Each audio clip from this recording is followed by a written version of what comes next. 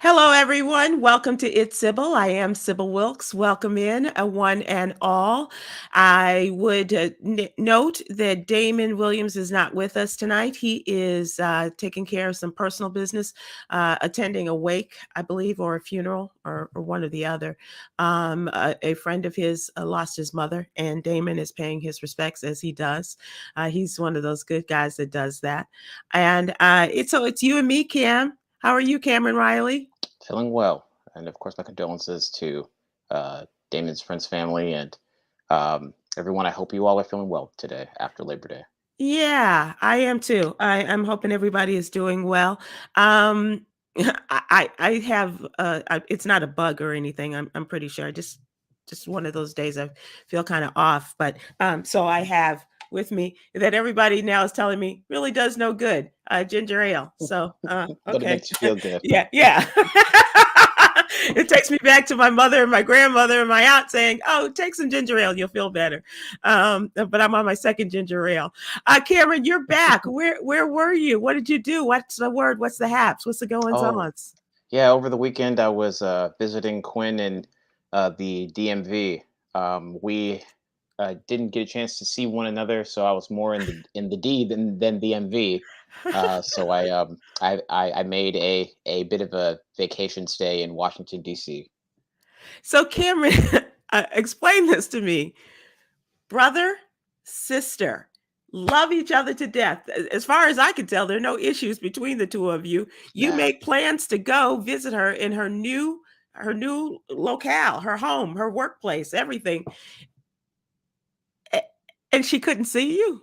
Yeah, I mean, Quinn's adjusting to this new role really well. She recently moved into a new place, and usually, in previous times, we would just have it work out when it works out. But Mhm. it's becoming apparent that we need to share calendars with one another and schedule an appropriate time to meet. So So it a surprise on your part? Were you trying to go in and say, "Hey, your big no, brother's here"?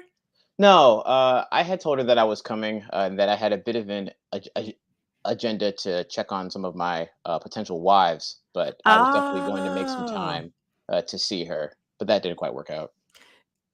Either one or the Uh, potential wives or and your sister? Potential wives and my sister. I struck out quite Ooh. a bit over the weekend, but that's Ooh. okay. Will you It's go back to DC ever again? I will. I actually really like it there. I did too. There is a thriving, strong Black economy. Chocolate Uh, City. That yeah. was the original Chocolate City. Oh, yeah, yeah. I mean, Yeah. I can certainly feel it. It's quickly becoming like it's a very energetic place. Reminds me of like a pocket Chicago, and DC is committed to preserving its nature space. And I Mm. went on a bit of a Oh. hike there, and it was very enjoyable. The mosquitoes tore Oh, me up though. My yeah. legs are all covered in mosquito bites. Yeah, welcome to that club. As we like to say, we're just too sweet. That's not it. It's something else. No, it's not Um, fun at but all. but I've been staying inside because we've had so much rain and the mosquitoes have now, poured out and it's crazy. It's absolutely nuts. I mean, just going Yes. from here to the mailbox, it's like, really? I'm scratching and carrying on. So, Yeah, funny thing about mosquito bites. Back when I was vegan, mosquitoes never touched me. Now that I've incorporated fish back into my diet, oh. um, I think mosquitoes are just trying to get high off my blood. So now that in, incorporated like simple sugars Uh-huh. and fish and cheese back into my diet, the mosquitoes like, okay, yep, there Yep, he is. there he is. There's Yeah, sweetmeat. yeah. I think that Yes, Michael. Yeah, these love yeah, bugs get love after it. bugs are wild as well. I don't know of love bugs.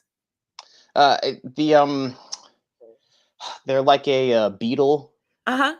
Not so much a tick, but Oh. they tread the line of like an aphid, tiny tiny little things, and Oh, they so sleep it's in little. in It's the bowl. okay. Okay. I Yeah. think I think I may have seen those. They didn't identify themselves. Hey, I'm a love bug. Only love bug I know is from an old Disney movie. Yes. Uh and I also am told that because I do like an occasional beer, that people who drink beer are also attractive to mosquitoes. So I've tried to cut down on that. That didn't seem to help. He does. Yeah, mosquitoes just want to get high and they want to get drunk, and Yep, human beings are prime real estate absolutely. for such a thing. Absolutely. All right, Cameron, let's look at our newsletter. This is What You Need to Know, and this is our Monday through Friday newsletter. We would love to have you subscribe. It's absolutely free. Please go to sybilwilkes.com to sign up. Give us your name and your email address. You don't have to give us anything else, no birth date, none of that. Just give us your name, your email address, and no money exchanges hands. And we will have it in your email box every Monday through Friday morning. We got a great staff of people who make sure that happens. And starting with our writers, Khameron is our political contributor. And Khameron, please tell us about President Biden's battle for the soul of America. Yeah, this is turning out to be like President Biden's like token speech, very in the spirit of the JFK ask not what you can, so the Joe Biden's battle for the soul of our nation is becoming his Hallmark card. I don't know if Mhm. anyone wants to get this particular Hallmark card in the mail, but unlike the rest of us who might have had the days off on Labor Day weekend, Joe Biden did not take the day off. Right. Joe Biden was working, campaigning in the battleground states of Pennsylvania and Wisconsin. And echoing back to the 2020 election, mere percentage points decided which way these states should go. Mhm. These are also in the spirit of Labor Day in Pennsylvania and Wisconsin proper. This is a very hardworking blue collar people, Mhm. and according to polls, it's still a toss up as to what way these states could go, whether it be red, blue, or somewhere A little the middle. purple. Yes, or the Mhm. color purple. So Joe Biden revived this speech in lieu of his travel, uh, trying to remind folks that the midterm election is not a criticism of him, but more so the time for the American people to take a stand as to what it is that they care about and to make an informed decision. Mhm. Uh, and this is Joe Biden has made a habit of not saying, he who shall not be named. Mhm. Uh, Yeah, that's the former guy. right. Yeah. Whoever that may be. I don't know. I think the FBI raided his house recently. Yeah, I've Uh, heard that. Yeah. but in this speech, Joe Biden said Donald Trump's name a whole three times. He even made a reference to, MAGA supporters, Mhm. and sort of painting them as the antithesis to everything that America stands for. He was, faulting them for the upheaval of racism, Mm. the implementation of these policies that have robbed women of their right to choose. He was doing what he never does, which is, point someone as the enemy. Yeah, he really took it to him. Yeah, it was a very charged speech, and so in this in this battle of these swing states, we can only wait and see if his attempt to cross the aisle and bridge the gap can really, if people are going to vote Republican, they pick a more establishment, Mitt Romney type character. Mhm. If they're going to vote A Democratic, mainstream, old right? school Republican. Exactly. Yeah, yeah. Um, but if they're going to vote Democratic, then hey, that's a win for us Come anyway. on, come on. Uh, Yeah. Especially with as pollsters are saying that this midterm election can really just come down to a handful of seats, Mhm. whether it be in the House or even in future terms in the Senate. Yeah.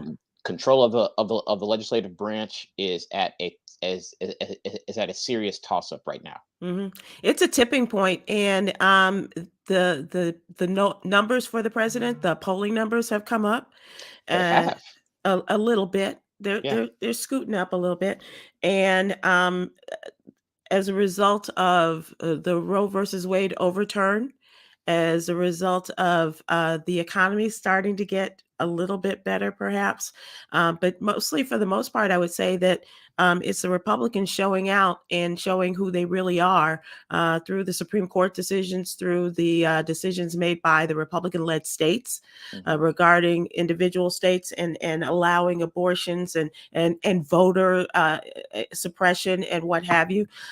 That's seemingly putting a lot of people on notice that what normally happens in the midterm elections is not going to happen this time. Yeah, and Republicans have just made I mean, far right wing Republicans have just made a business of showing just how silly they really are. Hmm. With the whole defund the FBI thing. It's Yeah. Yeah. Well, not only defunding the FBI, Cameron, but actually going out and provoking violent acts right, against the FBI, the G men, if you will. right. Uh, Yes, going to an office, a field office, and with your AK, and then running away from them, a shootout, as it were, in right, Ohio. Um, it's really quite crazy. And you think about the flip that has occurred since January 6, 2021, with them hating the police, right. all of the MAGAs hating the police, and if nothing else, for my entire life, all I've known is that the Republicans are, they back the blue, Right, and exactly. and it's really quite crazy. So it's going to be interesting. And one of the people who's really quite interested in this, obviously, is Kevin McCarthy. He is the minority leader in the House, and he was really counting on a big showing. But that's it's going to be interesting. So here we are. We are about 2 months out. Hmm.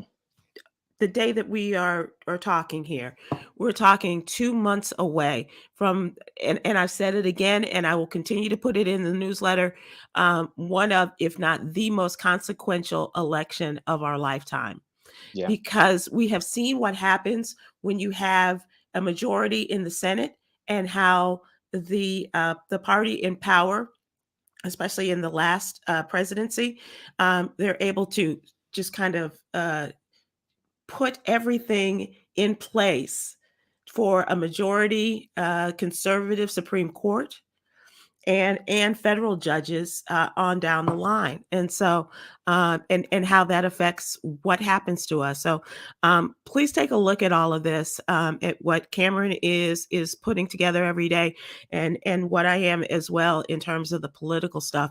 um, I don't mean to geek out on people, and I had to make this apology this morning with Erica Campbell, but I did nerd out because I was trying to explain to them. They were like, "Well, does Biden have another chance?" And I said, "It's not about him right now. yeah. No, it really isn't. Whether you like him or not, we got a couple of years to. But what you have to do is put people in place. If you like Biden and you like what he's doing so far, you got to put more people in power, in place, in the Senate and in the House, in order to enable him to get a lot more of these things done." Yeah, I mean, this election has really shown us how intricate checks and balances really is, from Absolutely. the very, very local judge and their ability to escalate cases, all the way up to your congressperson or senator who is writing the laws and deciding whether or not to vote, Yeah. all the way up to the president who can decide what Congress's agenda is for that particular term. It's all connected, and we, as people with our vote, decide these things now. And as Cameron said, everybody, we have to go all the way up and down the ballot. It's not enough that you do vote for your senator. That's important. It's not enough that you vote for your congressional member. That's important. But in the state of Texas, for instance, and in Illinois, you have the governor, all those offices, the legislative offices in your state. And it might be some of your mayoral candidates and your controllers and as I was talking to Skip Cheatham today, who is a producer for DL Hughley, Oh, and okay. I said, we got to go up and down. He goes, "Dog catcher, damn it, get them all in there, and make sure that your vote counts for all of these, especially because the lower you go down on the ballot, the closer these people are to your day to day living." Mm, mm. Yeah, I didn't And think about that. I'll get off my soapbox now, and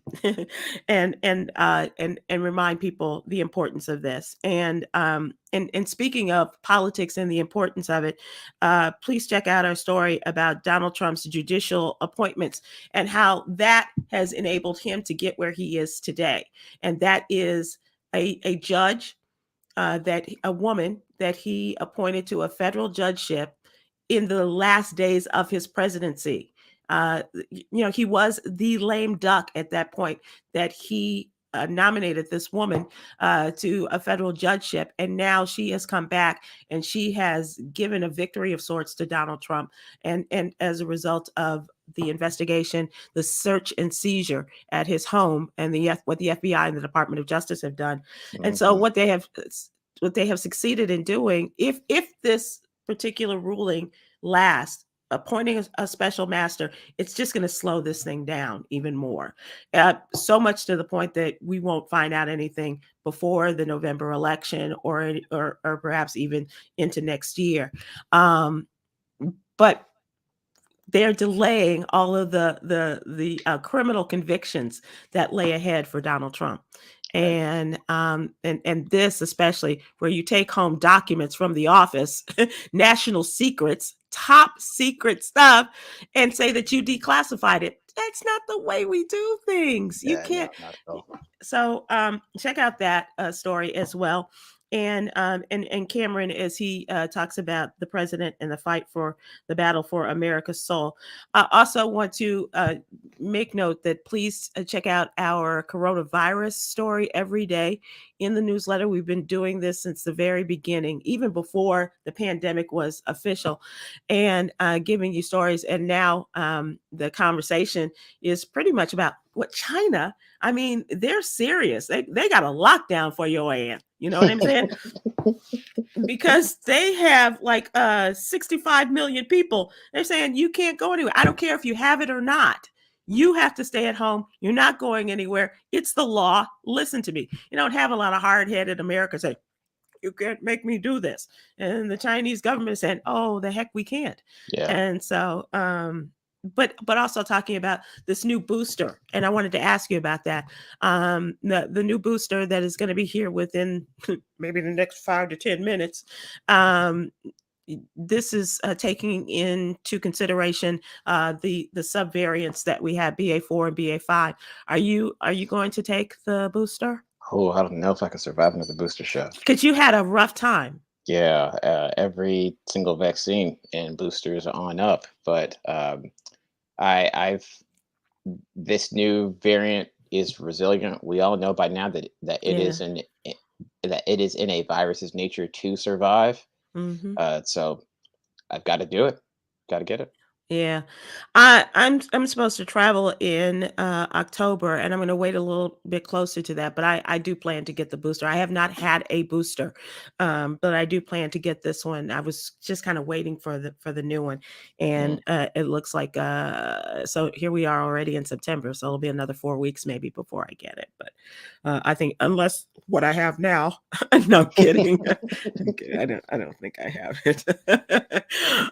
But I would encourage people to take a look at the stories that we do, and especially, I mean, they're going to be in the pharmacies and in your clinics any day now. Our girl, Coy Malone, who writes on social justice stories, and tells another story. The picture does not match the story. Let me just tell you that, okay? Because you look at flowers and there was a mistake, but the picture does not match the story. And this is about a young boy who was adopted by a white family in the Dakotas. I think it was North or South Dakota.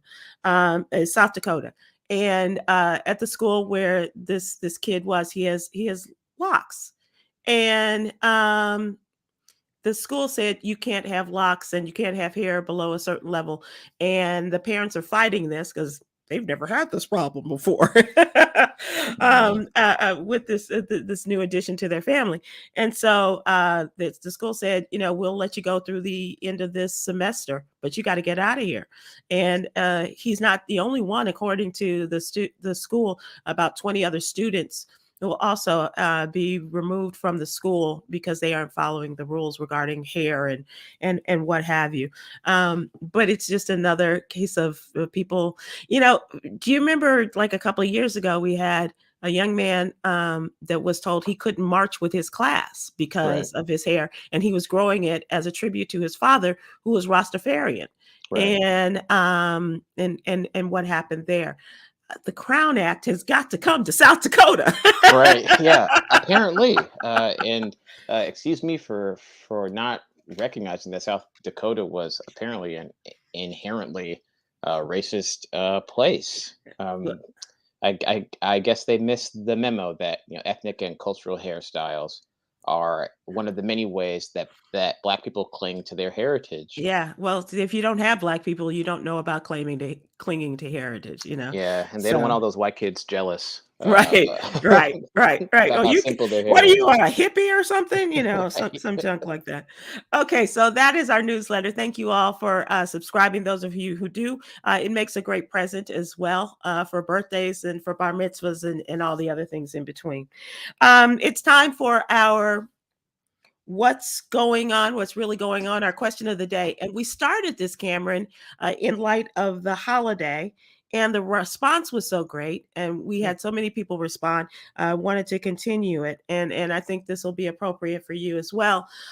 What was your first job? What was your worst job? And it might be the same job, but definitely want to know your first and if it's different from your worst. And people were, I mean, we had people who were picking cotton, and yeah, yeah, cleaning bathrooms. That was one of Coy Malone's jobs, cleaning bathrooms at McDonald's and things like that. So I want to know to our viewers and to our listeners, what was your first job? What was your worst job? And it could be one and the same. What about you, Khameron? Yeah, so ironically, my first job was an intern at Speaker Michael Madigan's office.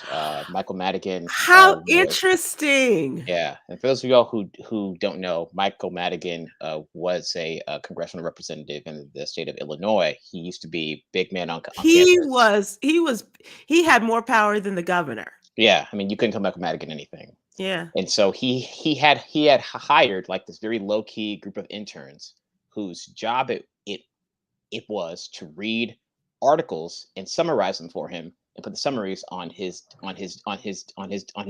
desk. And the summaries had to be 300 words or less.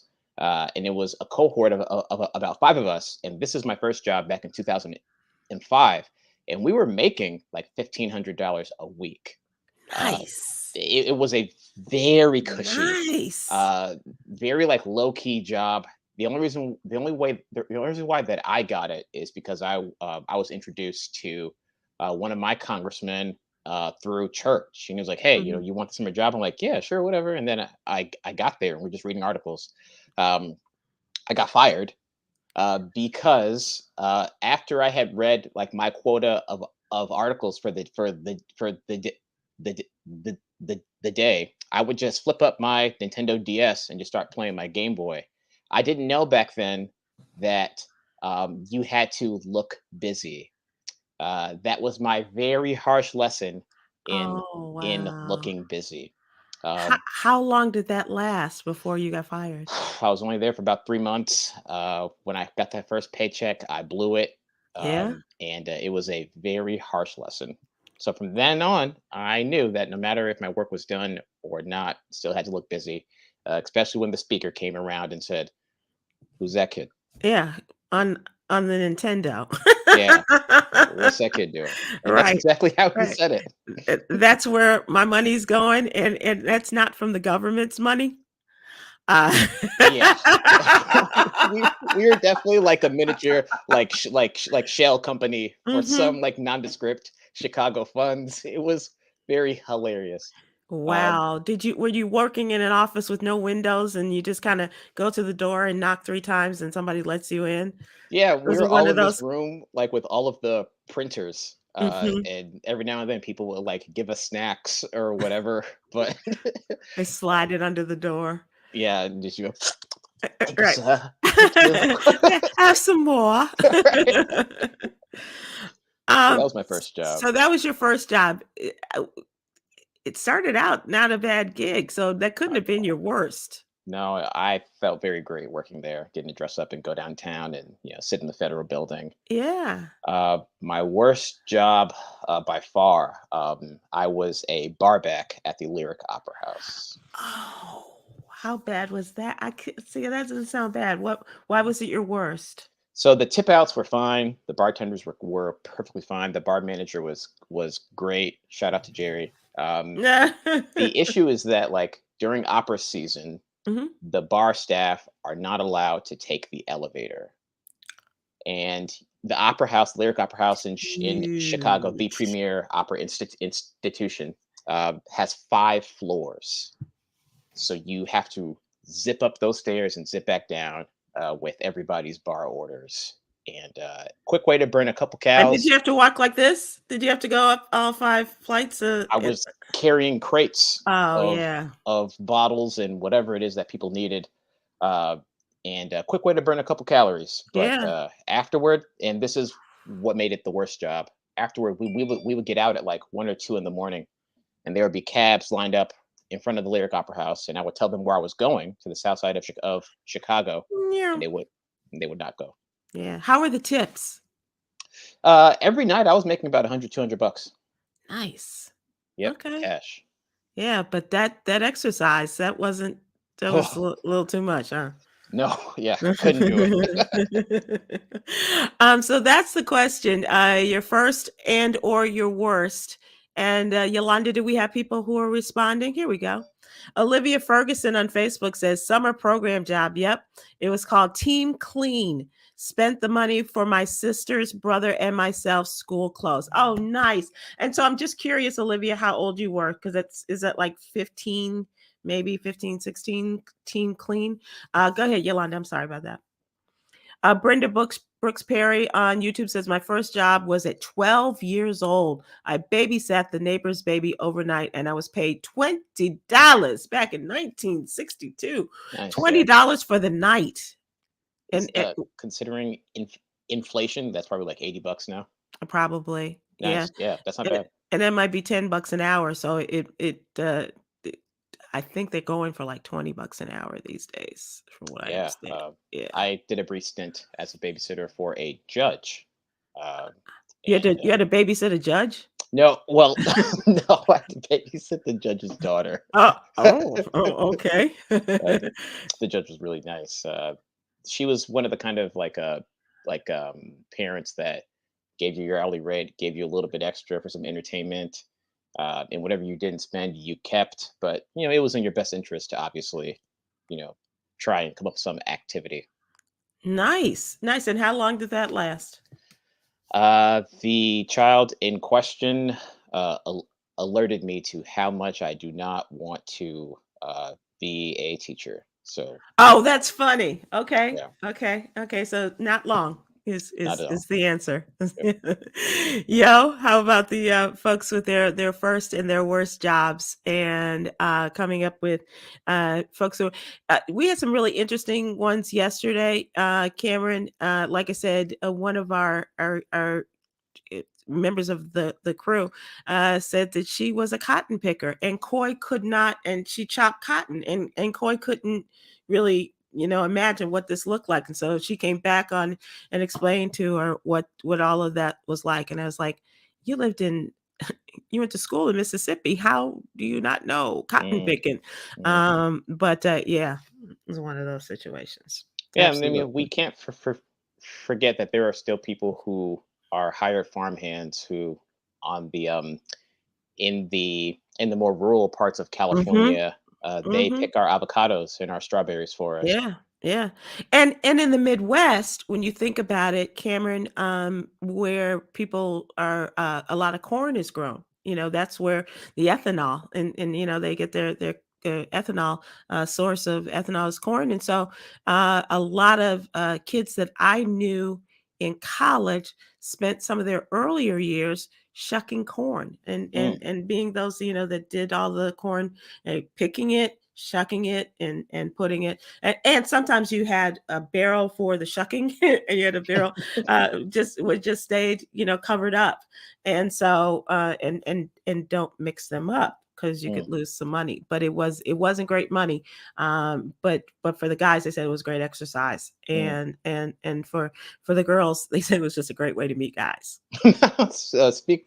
Oh, Brenda Brooks Perry on YouTube says, my worst was as a babysitter for an Indian professor at Penn State. Oh my God. The baby's poop smelled of curry, which I could not define. Oh, bless your heart. oh, was it a spicy curry Oh, or a oh, sweet curry? there was nothing sweet about this curry. Karen Vaughn, hey, how you doing on YouTube? My first job was at Target. Worst job was attendance clerk at an elementary Mm, school. Ooh. So yeah. I was telling people that my first job in the summertime was at a school, and I had a lot of fun because I directed the end of the summer school play. And Oh, that's so so that was cool. that was very cool. That was very cool. They did the whiz, and Nice. yeah, so it was very cool. It was a lot of fun. But that attendance, attendance clerk. Shanta Brown on YouTube, these are good paying jobs. I was a household volunteer for my mama. Yes. We allow you to live here. That's how, and you have to pay us back in some form or another. Yes. Yeah, that was that. I used to get that too with my mom. It was like, can't we get a dishwasher? Can't we get a dishwasher? She said, we have one. I was like, Hmm. we do? Where is it? She said, it's right over there. It's brown. It's And brown. that's when she held up my hands and said, see? And this is how you do it.